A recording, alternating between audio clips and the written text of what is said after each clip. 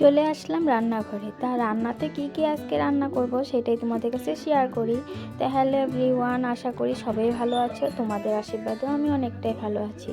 তা আজকে রান্না করব, যেহেতু গতকালকে তো মাছ ছিল, মাছের মাথাটা রয়ে গেছিলো, সেটা রেখে দিয়েছিলাম। ভাবছি আজকে মাছের মাথা দিয়ে মুড়ি ঘন্ট করা যাক। আর মুড়ি ঘন্ট খেতে কে কে ভালোবাসো অবশ্যই কিন্তু কমেন্টে জানাতে ভুলো না। তো এদিক দিয়ে আমি মুড়ি ঘন্টার জন্য মাছটা আগে প্রথমে ভেজে নিলাম। ভেজে নিয়ে তারপর এখানটা আবার ফোড়নে দিয়ে দিলাম জিরা আর তেজপাতা। তার সাথে আমি আলুটা সুন্দরভাবে ভেজে একটুখানি পেঁয়াজ গ্রেট করে দিয়ে দিলাম। আর এদিক দিয়ে একটুখানি জহা চাউল ঘি দিয়ে ভেজে নিয়েছি। বেশি একটু ঘি দিইনি, অল্প একটু ঘি দিয়েছি। তো একটুখানি ঘি দিয়ে আমি জহা চাউলটা ভেজে নিয়ে তারপর সুন্দরভাবে মশলাটা কষানো হয়ে গেলে এদিক দিয়ে মশলাটা দিয়ে দিলাম অ্যাড করে। মশলার মধ্যে ছিল জিরার গুঁড়ো, হলুদের গুঁড়ো, লঙ্কার গুঁড়ো আর ধনিয়ার গুঁড়ো। তার সাথে এদিক দিয়ে আমি ঝোলটা দিয়ে সুন্দরভাবে মাছগুলো এক এক করে দিয়ে দিলাম। আর বেশিটুকু আমি শুকনা করবো না, যেহেতু এটা জহা চাউল ছিল, তার জন্যে যেহেতু টেনে যাবে জিনিসটা ঝোলটা, তার জন্য অল্প একটু ঝোল রাখবো।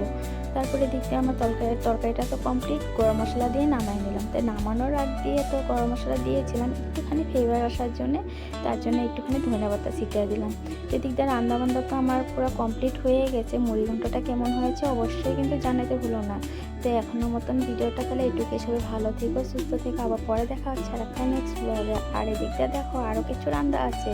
দেখো এদিকটা মসুর ডালও করে রেখে দিয়েছি। আর তার সাথে যেহেতু গতকালকের অল্প একটু সবজি ছিল মাছের তেলের, সেটাও গরম করে রেখে দিয়েছি। আর অল্প একটু ছিল মাছ, আর তার সাথে মুড়ি ঘন্ট। আজকের মতন বাই।